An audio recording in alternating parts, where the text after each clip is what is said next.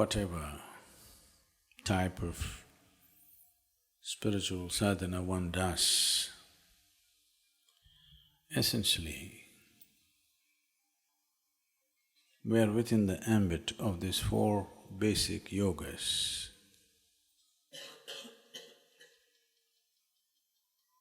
The yoga of the body, which we refer to as karma yoga.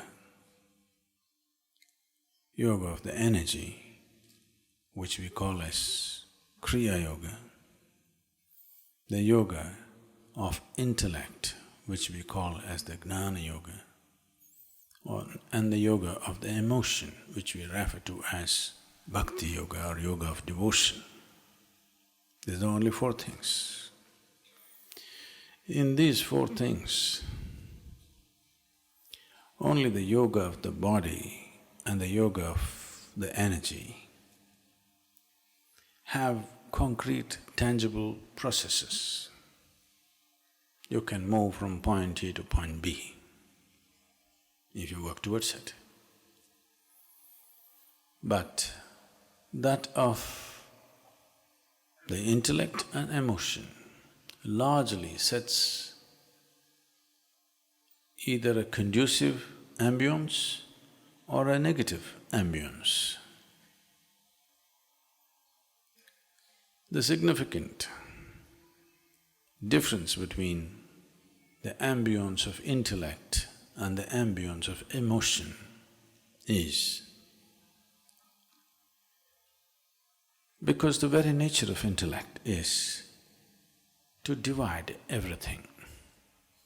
Whatever is given to you, if you have a sharp enough intellect, it's like a scalpel. It wants to cut it open and see. So that means if you had one problem, at the end of it you'll have two. This is the nature of the intellect. It once happened. A gypsy man scolding his son, "You good-for-nothing fellow, if you don't learn some jugglery, thievery and some antics to perform, I will put you into a school.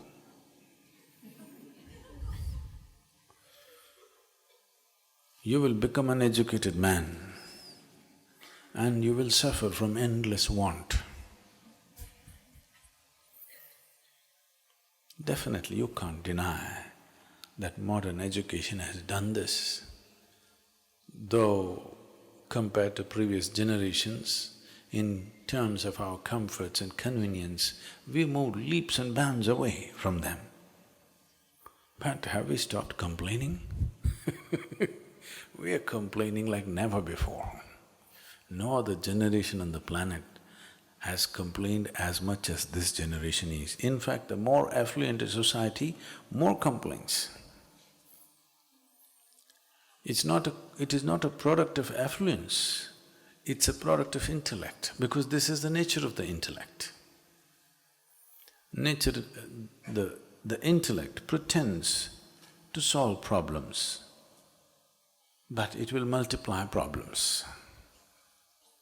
Actually, if we take away your intellect and just look at the world around you, there's really no problem, everything is fine. Any problem? But if your intellect is on, you'll find fault with the shape of the mountain. Say, it should have been like this, not like that. So if you pursue inner possibilities, if you pursue your self-realization, or if your ambitions are bigger than that, and intellect is the way that you conduct your body and your energy, because body and energy are tangible situations. Intellect and emotion, you don't know. Today, you look at it and this looks the right thing. Tomorrow you look at it, that looks like the right thing. Today with your emotion, you look at this person, this looks like the most beautiful person. Tomorrow you look at that person, that looks like the most beautiful person. Emotion gives you a little more stability, but if you apply just your intellect, then you will see every day it will confuse you about every little thing in your life. The fundamentals of your life or the ambience of your life will never settle, always it's in question mark. This is what the modern societies are suffering from because they have become enslaved to their own intellect, not understanding that intellect functions only from the limited data that you have provided. But you have enslaved yourself to the intellect because intellect makes you look smart in front of other people. You will be dumb with life. You will not know how to simply sit here joyfully because you have to find a good reason. And as you get more and more intellectual, it becomes harder and harder to find that good reason. Yes? If you are a laughing, joyful person, nobody will consider you as an intellectual, do you know this? You must have a long face and nobody… he's got…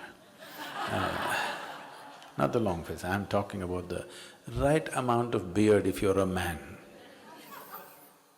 If you're a woman, I don't want to describe those things.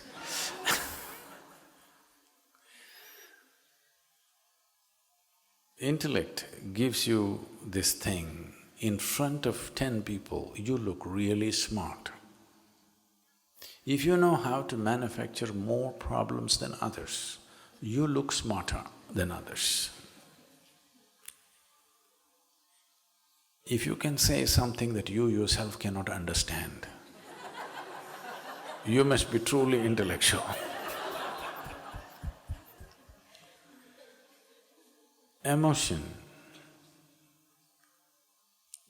When I utter the word emotion, there's a huge resistance, particularly in the Western societies, which India is picking it up rapidly. There's a resistance towards emotion because they have seen the worst of their own emotions. Fear, misery, anger, all kinds of things. But love is also an emotion, compassion is emotion, joy is an emotion, ecstasy is an emotion. If you had seen the most beautiful dimensions of your emotion, you would be for emotion. Because you have a display of the most horrible forms of emotion either within yourself or around you, now you have a resistance towards emotion. If you take to the path of emotion or devotion, if you create an ambience of the sweetness of emotion, within yourself you will be wow, wow, wow, but people think you're stupid, okay? If you are on the path of devotion, within yourself you're fantastic, but in front of people you look stupid. But that could be easily fixed. You just have to learn a few tricks to look smart in front of people, really. If you just don't smile and don't say anything, they think you're smart, do you know this? Yes. If you have a joyful face, they think you're stupid. If you have a serious face and you don't say anything, people will look at you and think, oh, he must be some kind of an intellectual. So if you take to the path of emotion, you have ambience of sweetness, but you don't know anything. But your experience of life is wonderful. If you're intellectual, you think you know everything, but your experience of life will not be good. Your only pleasure is that you get some pleasure with disdain. Looking at her, look at that stupid woman, looking at her, I'm smart. You only enjoy disdain, you enjoy that you are little better than others because you can create more problems than them. If you choose intellect as a way for you, for your ultimate nature, first of all, in my estimate, I may be wrong, but I've seen people across the world, in my estimate, not even 2% of the people have the necessary intellect to pursue Gnana Yoga. It needs an extraordinarily sharp intellect. Most people's intellect is identified with who they are. Such intellect can never cut through all the tricks of life to arrive at something. It'll get all tangled up and come to philosophies and conclusions. Prejudiced philosophies will arise, realization will not happen. What is a 2-minute walk, they will take 2 lifetimes. Because the way of the intellect is to trip and trip and trip and trip. You can see this, even the scientific developments are going this way. They say something today, they already know after 5 years they'll say something different. It's not that they will discover this after 5 years, they already know that what they have said today is not really true. One part of it they are saying, after 5 years, this same thing will be different. Because this is the way of the intellect. An intellect can cut through certain physical realities. It cannot cut through the truth of life. You must be sharp enough to understand that. That's when you will listen to instructions. You know, you turn on the GPS and you do your own thing. I've seen a lot of people like this. They turn on the GPS and they do their own thing. Why do you need a GPS if you know it? If you're in your neighborhood, you know the way, you don't need GPS. You are in a terrain that you do not know, you listen. But no, intellect will not allow you to listen. The devotion looks like… Other people think that you're a fool because you're devout. Your experience will be great and the journey is always hastened because devotion is not for the dumb. Devotion is another dimension of intelligence. It is, if we have to say it in outwardly ways, intellect is wanting to conquer the truth. Devotion just embraces the truth. Devotion cannot decipher, but devotion can experience. Intellect can decipher, but can never experience. So this is a choice one has to make. There are many of you who might have been here for many years now, but you can't make up your mind. One day this way, one day that way, you walk through some process, either you're sitting with me or you're in the temple, you're exploring, you will come out, then you want to tell your friend, you know what? Suddenly your intellect says, don't be stupid. Maybe I was just hallucinating.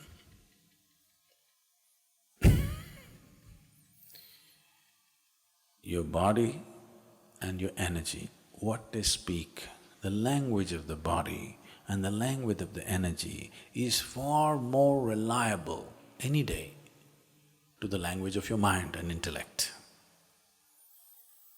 Your body's ability to lie and your energy's ability to deceive you are very minimal. But your mind's or your intellect's ability to deceive you is phenomenal. It can endlessly tell you lies and make you believe that's what it is on that day, and tomorrow make you feel like a fool for what you believed yesterday.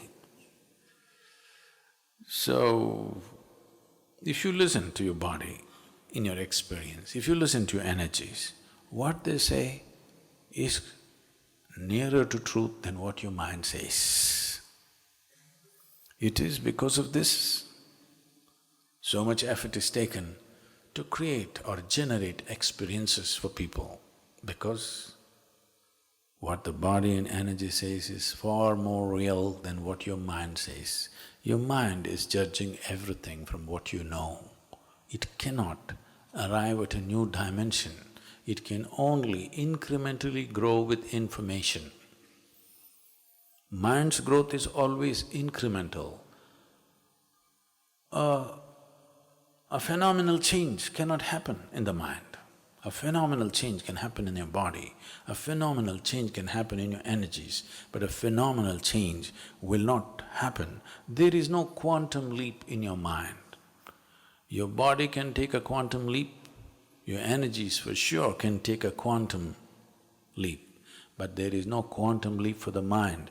Your intellect will only change incrementally, depending upon little bits of crumbs that it gathers over a period of time, it slowly changes. That's why I said what would be a 2-minute walk takes 2 lifetimes because of the intellect. Is intellect a bad thing? No. You're just applying it in the wrong place. Is screwdriver a bad thing? I'm asking you. Screwdriver? Is it a bad thing? No. But you have a speck of dust in your eye and you want to use the screwdriver, then it's wrongly used. Intellect is a phenomenal thing for your success in the world. You want to run your business, you want to do this, you want to do that, you need an intellect, otherwise you can't do it. But you trying to turn it inward and assess dimensions which don't fit into material world, access dimensions which are not logically there, because only if you have to apply your logic, you can apply your logic only and only if there are two entities. If there is you and me, that is logic. If there's just me and me, there is no logic. You need A and B to make logic out of it. If everything is just A, there is no logic. So you're entering into a realm through the spiritual process where there's only one thing. And there, you're trying to battle with an instrument which needs two. It's an endless struggle. Realization of the intellect is just about realizing this is not the way. That takes a long time.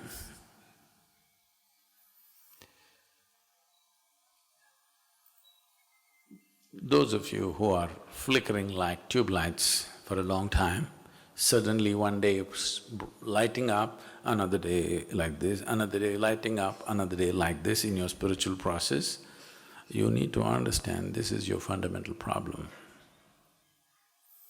That when a big experience happens, your intellect recedes and it lights up.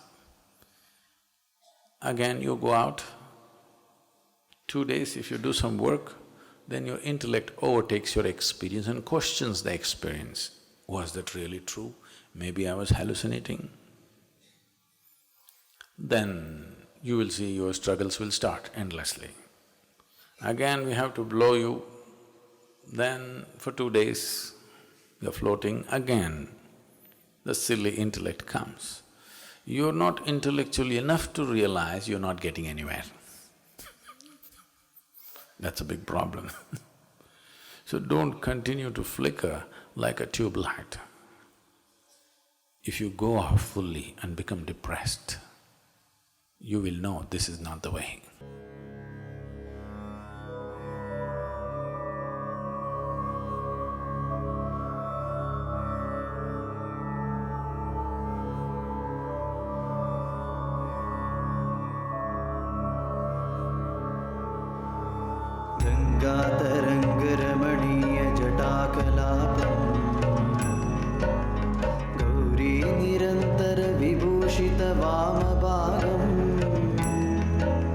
नारायणप्रियमनङ्गमदापहारम्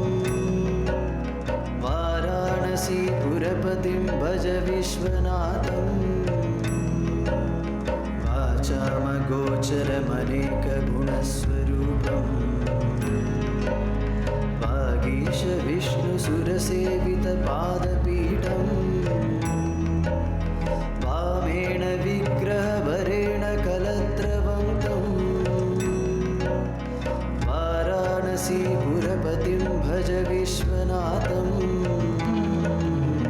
भज विश्वनाथम् भज विश्वनाथम् भज विश्वनाथम् भज विश्वनाथम् भूताधिपं भुजगभूषणभूषिताङ्गम् व्याघ्राजिनाम्बरधरं जटिलं त्रिनेत्रम्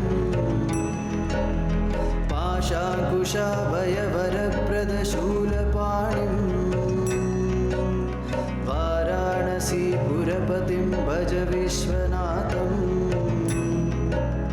सीतां सुशोभितकिरीटविराजमानम्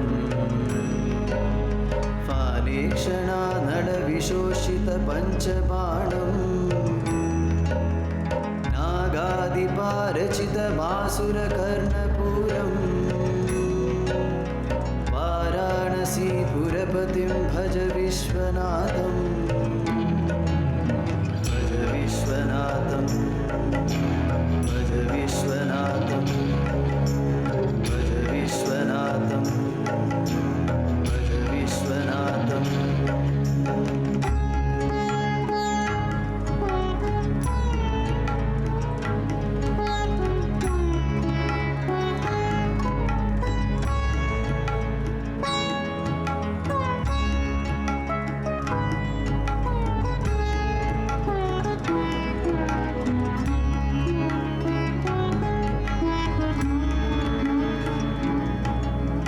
पञ्चाननं दुरितमत्तमदङ्गजाना नागान्तकं दनुजपुङ्गवपन्नगाना दावानलं मरणशोकजराटवीणा वाराणसीपुरपतिं भज विश्वनाथम् तेजोमयं सगुणनिर्गुणमद्वितीयम्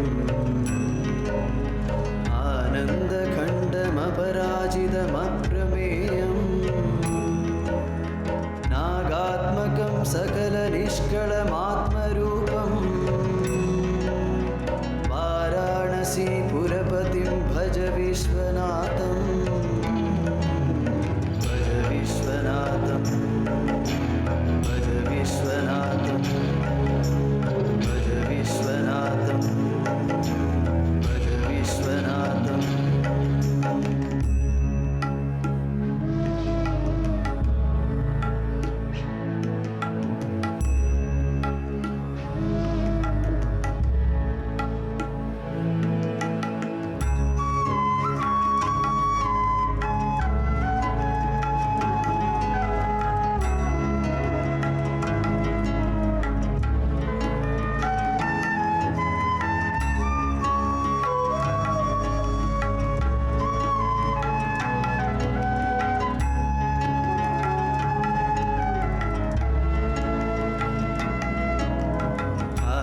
विहाय परिहृत्य परस्य निन्दा पापेरतिं च सुनिवार्य मनस्समाधौ आदाय हृत्कमलमध्यगतं परेशम् वाराणसीपुरपतिं भज विश्वनाथम् रागादिदोषरहितं स्वजनानुरागम् वैराग्यशान्तिनिलयं गिरिजासहायम् माधुर्यधैर्यसुभगं गरला